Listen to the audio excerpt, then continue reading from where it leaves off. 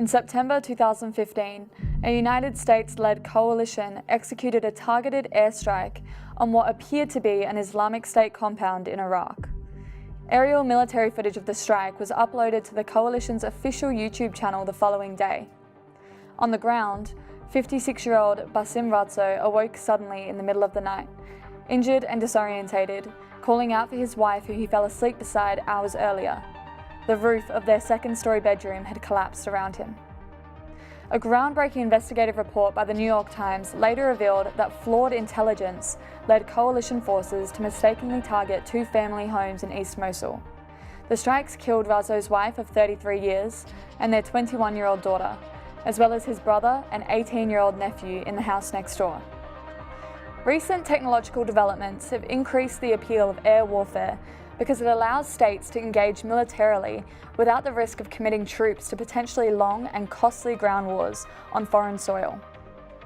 Airstrikes can be carried out by a variety of military aircraft, including piloted jets and unmanned drones, which can operate via remote or autonomous programming at heights undetectable to their target. Drones are highly regarded by military personnel because of their ability to conduct extended surveillance before carrying out a meticulously precise strike that causes minimal collateral damage. As former counter-terrorism advisor to President Obama, John Brennan explained, "It's this surgical precision while limiting damage to the tissue around it. That makes this counter-terrorism tool so essential." Many states have used airstrikes to restrict the growth and capability of opposition groups across the Middle East. In 2014, the US Department of Defense launched a coalition task force that united over 70 countries to counter the rise of the Islamic State and prevent their atrocities against civilian populations in Iraq and Syria. The strategic advantages of airstrikes have been clearly demonstrated by the impact of the coalition's campaign, which supported Iraqi and Syrian ground forces to successfully eliminate thousands of extremist militants and liberate territory strongholds such as Mosul and Raqqa.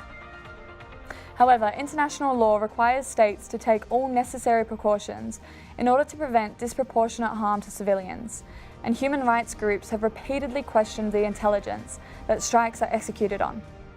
There's obviously ethical issues, there's moral issues, there's legal issues, because I would argue international law cannot keep a pace with the technological developments that are occurring in the drone space. Strikes can be authorised when analysis reveals the target's behaviour or characteristics are consistent with previous examples of terrorist activity, even if their identity is unconfirmed. Distinguishing a legitimate threat from an innocent civilian becomes particularly difficult in cities overrun by ISIL, where militants frequently operate amongst the population. According to a report obtained by the New York Times, one factor that raised the suspicion of officers during surveillance of the Razzo houses was that no women and children had been seen leaving the premises. However, the houses were observed for an hour and a half over the course of 3 days, primarily in the afternoon, when it's common for Iraqis to remain indoors to avoid the unrelenting summer heat. Even when intelligence does accurately identify a militant target, it's incredibly difficult to minimize the collateral damage of strikes in dense suburban areas, as the impact radius of a Hellfire missile can reach civilians or infrastructure that are up to 15 to 20 meters away. The coalition has conducted nearly 30,000 strikes across Iraq and Syria, and has acknowledged 1,059 confirmed civilian fatalities.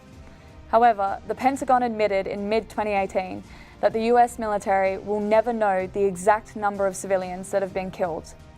In-depth research by monitoring group Air Wars estimates that over the last 4 years, as many as 6,000 to 10,000 civilians are likely to have died as a result of coalition strikes.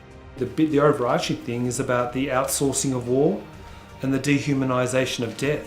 To what extent is, if technology becomes autonomous in war, that we're dehumanising death? Is there a threshold?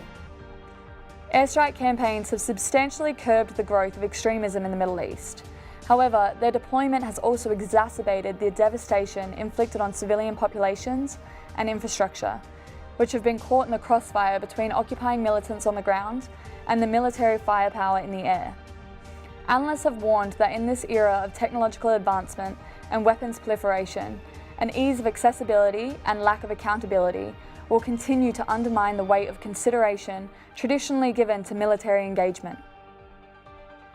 We have to go to a break, but stick around as world-renowned orthopedic surgeon Manjed Almadiris joins us in the studio to discuss his experience fleeing Iraq and why he recently returned to assist with Baghdad's post-war recovery.